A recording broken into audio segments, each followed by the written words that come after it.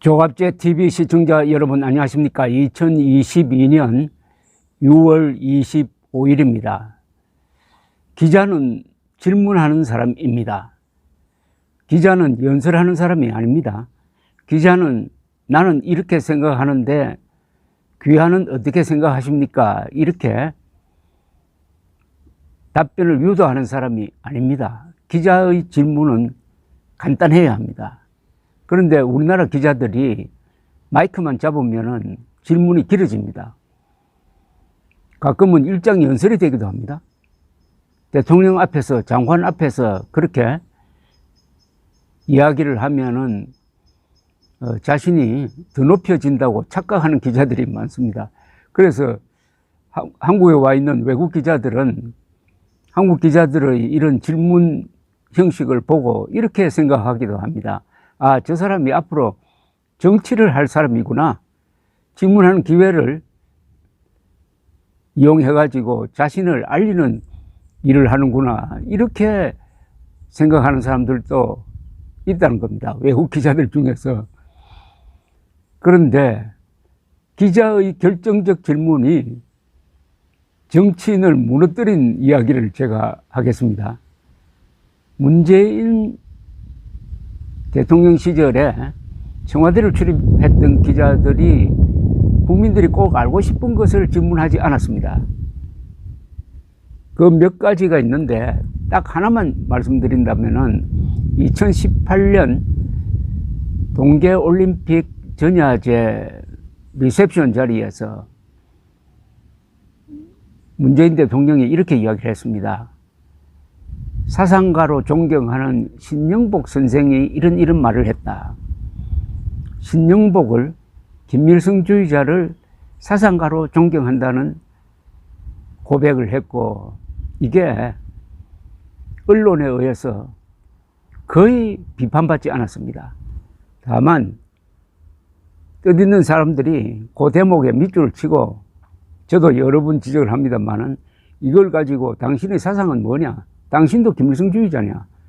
이렇게 물었던 것입니다. 그러나 이런 질문은 공식적인 자리에서 기자가 국민을 대신해서 문재인 당시 대통령에게 물었어야 합니다. 대통령께서는 김일성주의자 신영복을 사상가로 존경한다고 하셨는데 그러면은 김일성주의자입니까? 아닙니까? 이렇게 물었어야 합니다. 이렇게 직설적으로 물었어야 합니다.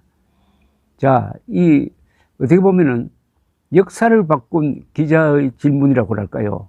그걸 제가 좀 소개를 해 드리려고 합니다. 1988년 미국 대통령 선거 마지막 토론회가 로스앤젤레스에서 열렸을 때 사회자는 CNN 앵커맨 버나드 쇼였습니다. 공화당 후보 조지 부시, 당시는 부통령입니다.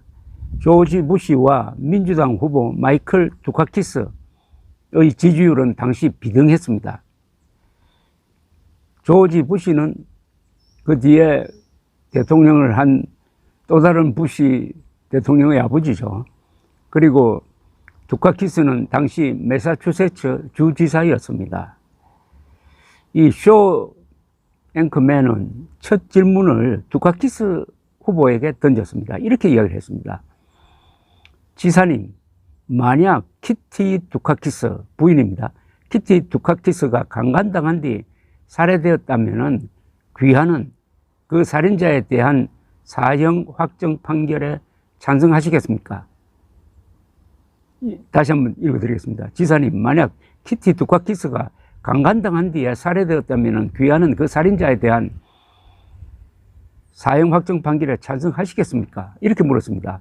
토론장에 있던 취재기자들 사이에서는 그 질문이 너무 직설적이라는 중얼거림이 일었다고 합니다. 보통 때 같으면 중계방송사의 카메라는 방청 중이던 두카키스 부인을 보여주어야 하는데 협약에 따라 후보에게만 초점이 맞춰졌습니다. 미국인들이 두카키스의 입을 지금 주시하고 있을 때 두카키스는 머뭇거리지 않고 사무적으로 즉답을 했습니다. 버나드, 나는 찬성 안 할 겁니다. 내가 평생 사형제도에 반대한 것은 당신도 잘 알고 있지 않겠습니까? 이렇게 이야기했어요.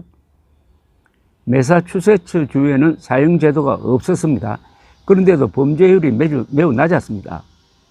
그런데 이 두카키스 후보의 마치 자판기 같은 대답을 들은 기자들 사이에서는 이걸로 선거는 끝났다는 분위기가 삽시간에 퍼졌다고 합니다. 두카키스의 대답이 잘못된 때문이 아니었습니다. 그가 할 수 있는 최선의 정답이면 틀림이 없었습니다. 문제는 그 어떤 감정의 기복도 드러내지 않는 그의 무표정이었습니다. 어떻게 사람이 저럴 수가 있나? 부인이 강간 살해된 경우에 대한 비정한 질문인데 어떻게 아무런 고민이나 주저함도 없이 저런 말을 할 수 있느냐는 일반적 정서에 딱 걸린 겁니다. 두카키스 지지율은 토론 직전의 39%에서 토론 직후 42%로 떨어졌고 이걸로 선거는 사실상 끝나버렸습니다. 사형 폐지론자의 위선이 심판받은 셈이죠. 그런데 이 버나드 쇼는 이 역사적 질문을 적극적으로 한 것이 아니었습니다. 전날 밤을 새다시피 하면서 생각해낸 질문이었다고 합니다. 나중에 그는 너무 가혹한 질문을 했다는 비판을 많이 받았는데 그 설명은 이래 했습니다. 나는 그런 미움을 받는 것을 겁내지 않습니다. 그 토론회에서 나는 옳은 질문을 한 것 뿐입니다. 라고 이야기를 했어요. 또 다른 역사적 질문을 하나 소개해 드리겠습니다. 이건 기자가 한 게 아닙니다. 1950년대 용공조작의 메카시 선풍으로 유명한 조셉 R. 메카시 미국 상원 의원의 몰락을 부른 것은 한 변호사의 결정적 질문이었습니다. 메카시는 1950년에 미국 정부에 수백 명의 소련 간첩이 침투했다고 폭로해가지고 유명해졌습니다. 한국 정부와 중공군 개입으로 위기가 물러낀 미국 대중을 자극하기 좋은 소재였습니다. 또 상당 부분 근거가 있기도 했습니다. 다만 이 사람이 무리를 했습니다.